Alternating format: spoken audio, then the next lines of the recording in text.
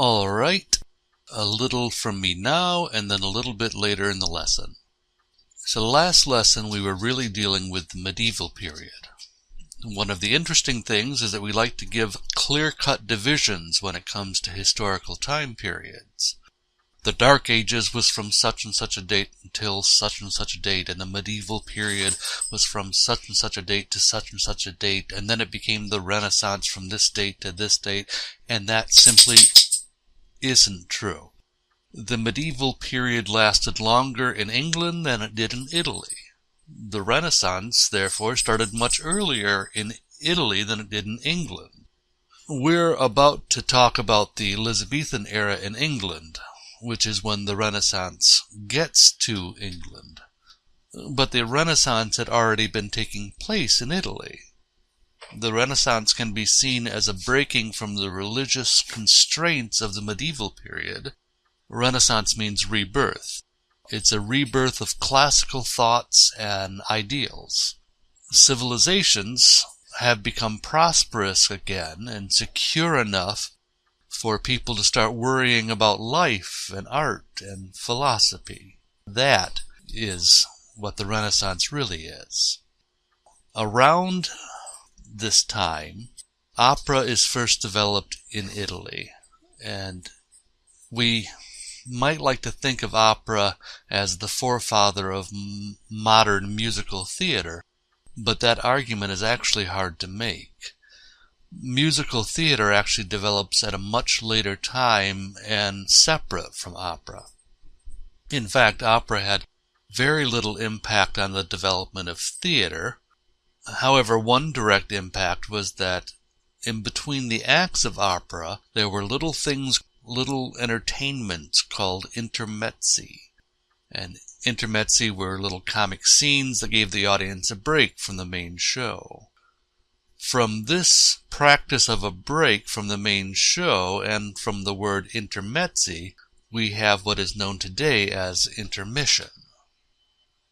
So one of the very first plays in the Italian Renaissance was called La Mandragola, and I'm sure my pronunciation of that is horrendously bad. It was written by Niccolo Machiavelli, which is on page 75 in your textbook.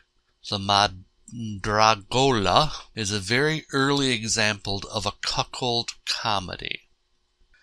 A cuckold comedy is something that Shakespeare and his contemporaries used, and then it was used again greatly in the Restoration period, the Restoration comedy, which comes about 60 years after Shakespeare.